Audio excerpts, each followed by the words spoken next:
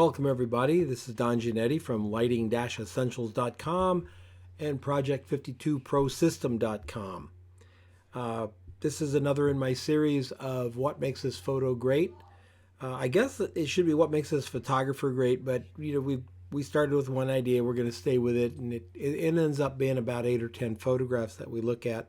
But we try to pick the photographs that we think are really cool and the ones that you'll enjoy and the ones that maybe can impart something about the photographer and his or her method of working. Short story, about 1968, I got my first real camera. Before that, I'd had used my dad's Argus and different things, but I got a Ryko, and it had a 200 millimeter lens on it. That was the only lens I had for about 6 months. I started making photographs, working in the darkroom, and just having a blast. About 1970, 72, I was already starting to really think about photography as something I wanted to do. And by the time the mid-70s came around, it was, I was pop photoing this and American Photographer. Well, that probably wasn't out yet. But just about, I think, mid-70s, I discovered Jay Maisel through an article about some photographs he had done of New York City. And wow, I was just blown away, and I wanted to be Jay Maisel. I mean, I guess, in a way, I've always wanted to be Jay Maisel. One of the things that we're told all the time is you got to specialize, specialize, specialize, specialize. Well, Jay Maisel didn't specialize. Jay Maisel made photographs. He was a photographer. He made photographs. He didn't specialize in people or landscape or product or food. He specialized in the art of photography. And so I want to show you a little bit what I mean as we go through these shots. So let's take a look, and we're going to start off with this really amazing photograph of a gentleman in a yellow hard hat in an all pink environment. Now, you got to understand something about Jay. He's mostly natural light. I would venture to say it's way mostly natural light. He is for the most part not gelling anything. He is the one that influenced me to take my filters off my camera, because we'd always heard that you had to have a skylight filter or something on your lens to protect it. But his point was, why would I buy a $2,000 lens and put a $13 piece of glass on the front of it? That resonated with me. There are filters on my lenses when they're in my bag. They're not filters when I'm shooting. Anyway, back to Jay. Isn't this an amazing photograph? Is there anything you don't like about this? Is there anything that doesn't work? Look at the line, the vertical line that comes down right there. Look at this leading line taking us over into it. Look at the shape, the composition. No matter what you do to this picture, the composition is absolutely incredible. And this is all timing. It's a little bit of Cartier-Bresson, waiting for the person to get right in that spot, waiting for the light to be the way it should be. This kind of uber color, this kind of amazing simplicity is a hallmark of Jay Maisel. Many times Jay would say that he was photographing the light. That was it. It was just the light. That's all he wanted to get was the light and the color. Light and color. Since color makes light, it makes sense, right? Or I guess, I'm sorry, I said that backwards. When light makes color, it makes sense. Beautiful light and beautiful color makes a great photograph, sometimes not depending on what the subject is. It's an aerial shot of New York City with the fog rolling in on the city. And isn't this an amazing shot? It's got a little bit of a tilted horizon to it to give it a little bit more dynamics. But it's a photograph of blue. Look at the blue all the way through this.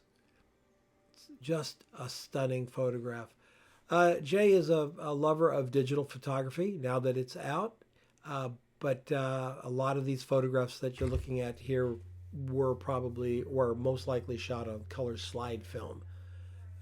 And Jay has taken millions of photographs. And yes, you heard that number correctly. millions of photographs in his lifetime.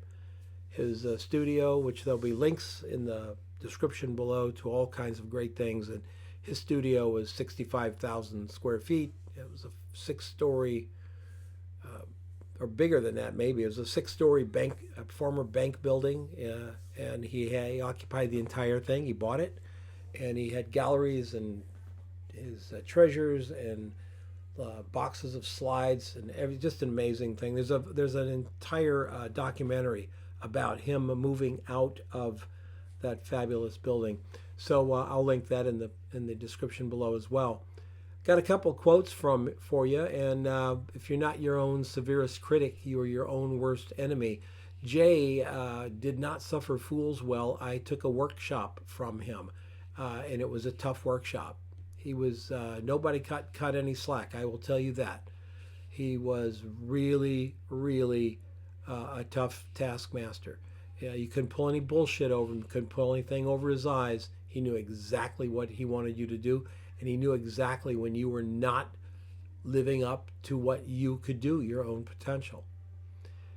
We talked about color and design. Look at the color. Look at the design. Soccer stadium, I believe in Mexico or somewhere, a soccer stadium with the color behind it. What's the point of the photograph? The point of the photograph is the color. The point of the photograph is the light. The light and the color, and then we get these silhouetted figures in front of it. It becomes an absolutely incredibly delightful and wonderful shot. But what specialty does it fit under? Not a one. It fits under the specialty of photography. And Jay is a consummate photographer.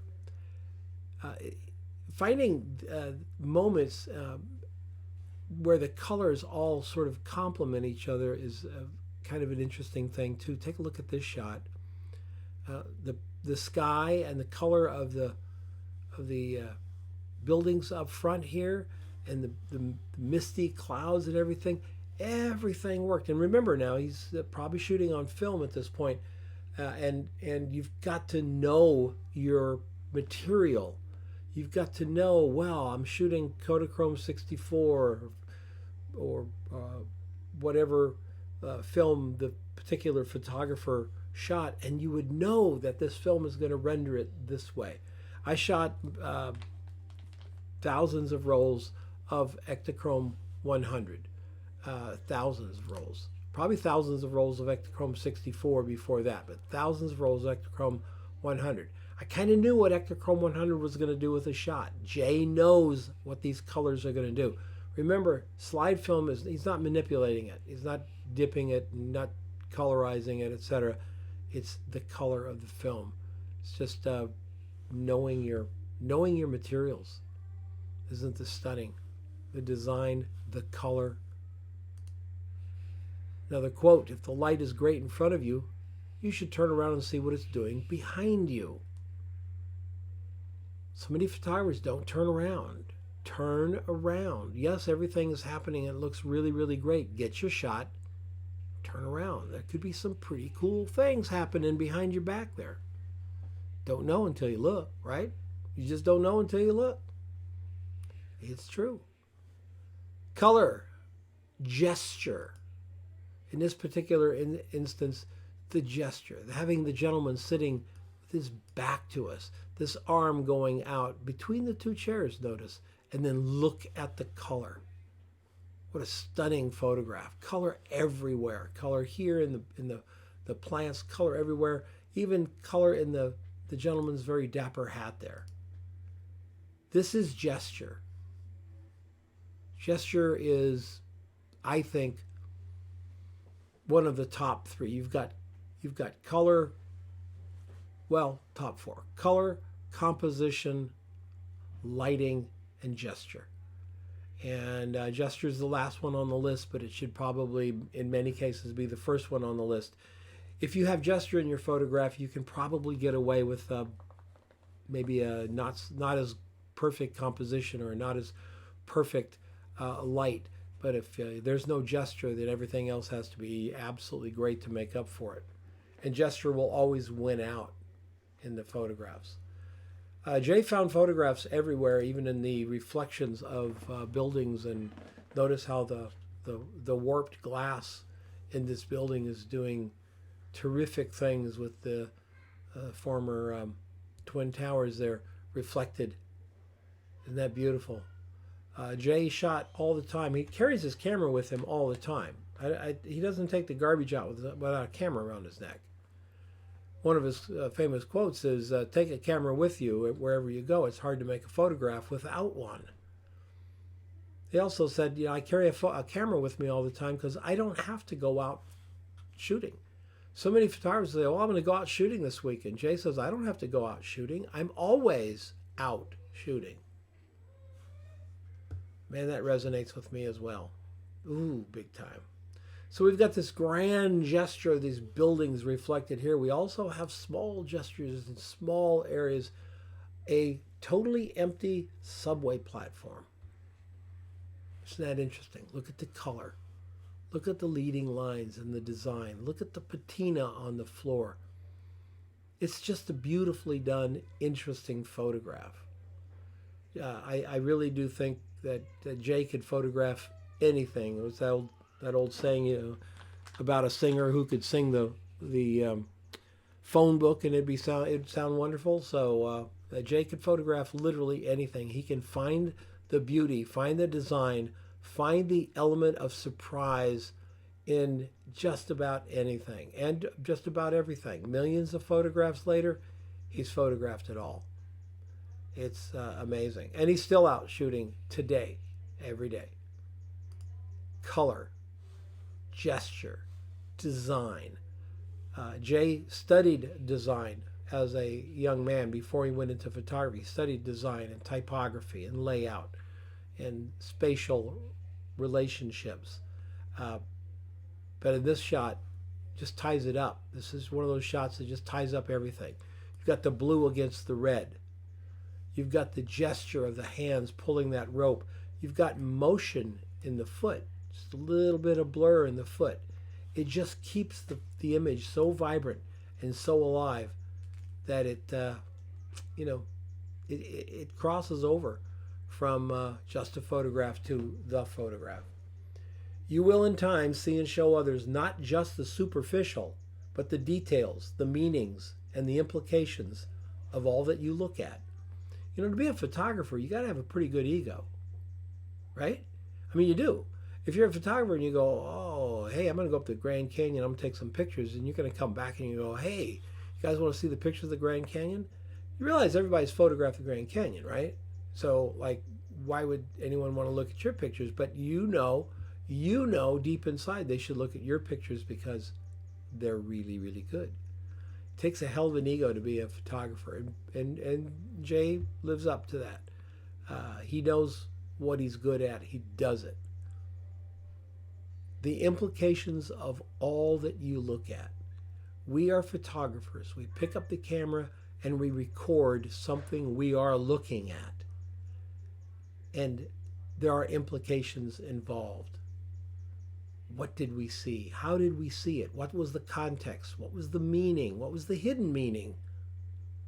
It's just pretty incredible when you think about it. This is why I say I always wanted to be Jay Maisel. I just wanted to make photographs. I didn't want to specialize necessarily. I ended up doing some specialties, but that's life. I very much just wanted to make photographs like Jay. Lovely shot. Look at the muted colors. It's late in the day. The lines, the power lines picking up the light there. Isn't that great? Right up there and just catching that little bit of light all the way through. Fantastic shot of the road all the way through. And then up here we got this guy laying on the road. Gesture. I don't know what he's doing. Possibly he's taking a photograph. Maybe that's Stephen Wilkes down there taking a photograph. Stephen Wilkes was his assistant for many, many years. But I think the thing that shows me the genius that is Jay Maisel and the incredible ability for him to see is to be able to make an incredibly awesome photograph of a reflection in the side of a car. It's just a car. There's a building reflected in the side of the car. Look at that. Look at the photograph. It's like amazing. What makes this photograph great? It's an amazing, great photograph. Composition, color, gesture, mood, presentation, it's all here. Jay Maisel. Still, I think one of the pinnacles of photography will always be. He broke so much ground in this business that it's beyond belief. There's a whole bunch of links down below, so I hope you take some time and go see them. We're going to bounce back through the images pretty quick. We got the reflection in the car and the long road, blue overalls, red wall, empty subway, twin towers, great orange wall, these tops of these buildings with the little antennas on them, color and shape and gesture, color and shape and gesture. Hey, listen, if you like what I do here, boy, this one got long, 16 minutes already. If you like what I'm doing here, just hit the subscribe button or send me a note. Tell me what you think of the series. I'm going to keep doing them regardless. I'm going to do 52 of them. I'll probably go, I may end up doing 60, but I'm going to do at least 52 of them, one every week that I can, and talk about photographers who influenced me. These are the photographers I'm choosing here, are the ones that influenced me, not what other people say are great photographers, but the stuff that I look at and I go, God, that's what I aspire to. So I hope you enjoy it, and we'll see you next time. Take care now.